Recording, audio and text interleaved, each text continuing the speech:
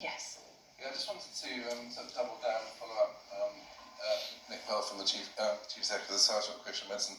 Just to sort of double down on the RCN comment around obviously the much higher death rates. I know this is a look back question, there's a look forward, but I presume the HSE will be responding to the COVID inquiry. And I suppose just a kind of gut reaction to that and needing to follow up and want to make a comment about that is that much higher death rates amongst health and social care staff on the front line as well as many other key workers during COVID. And I know RIDOR doesn't mean that you can necessarily kind of say that they got COVID and died due to the workplace, but you can see the death rates are much higher. And I suppose it's those risk assessments that people like Society of Occupational Medicine and RCN helped local teams produce. And I know there was some oversight from HSE, but in terms of the kind of communication and follow through on those risk assessments for health and social care staff during the pandemic, it was, slightly exaggerated, but slightly chaotic. There wasn't really that sort of, and I know it's a kind of fast-moving pandemic, but it does concern me about the kind of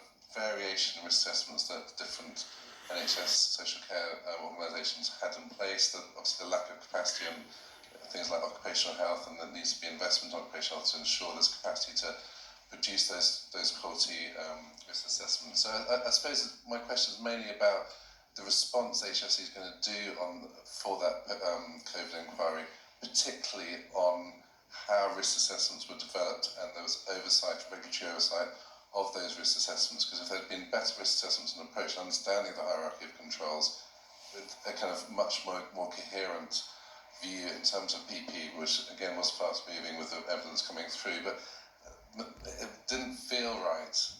And we haven't had a pandemic since 1918, but I'm sure I would hope you'd feedback on that, because it definitely doesn't feel right when you look back on those risk assessments.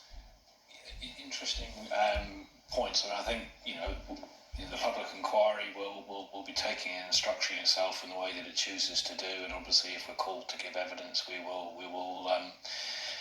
give evidence. But I think just taking a step back, at the end of the day, the sort of framework of controls in the workplace for health and safety have been known for donkey's years. There's nothing new here in terms of what people are supposed to do in relation to controlling risk generally in the workplace. That hierarchy is well established, particularly through the management regulations. Yeah, COVID comes along, provides a real challenge, could be a public health risk, but obviously quite unique, I would suggest, perhaps in the health and social care sector. Things did move very fast.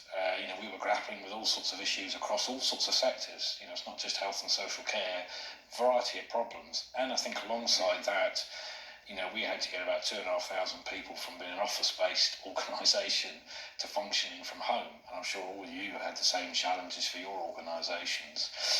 So I don't want to dive into too much detail in terms of everything we tried to do around the health and social care sector, but we did, towards the end of 2020, we did an inspection initiative of particularly health trusts across England, Scotland and Wales.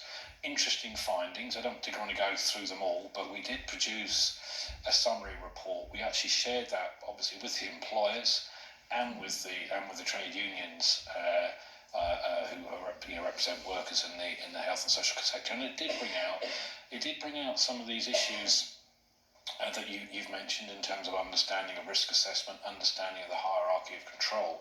But for me, looking forward, I think it raises some big questions around risk management in general within the sort of health and social care sector. And is a bit of a big wake-up call in terms of what's happened, but I think we should build on what's been learned.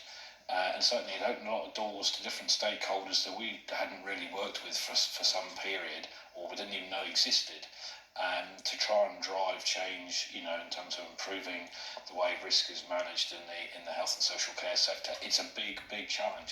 It's a huge sector. It's a very diverse sector. But I think we've learnt a number of lessons. I would hope that the health and social care sector has learnt a number of lessons, and we need to drive some of those forward as time goes on. But I can't remember if we put that particular report that we did on our website, but it's certainly been shared anyway with key stakeholders. And it was, I think we visited about 18 or 19 or around about that number, health trusts, and looking at leadership, looking at sort of infection control, looking at PPE. And I think certainly coming back to the PPE debate early on, it was very clear that I don't think a lot of employers in the health services fully appreciated what a PPE program actually involves. It's not just about dishing out things left, right and centre. There's a lot more to it than meets the eye. So I don't know if that helps put a few things in context in terms of what went on at that time. So thank you, Philip.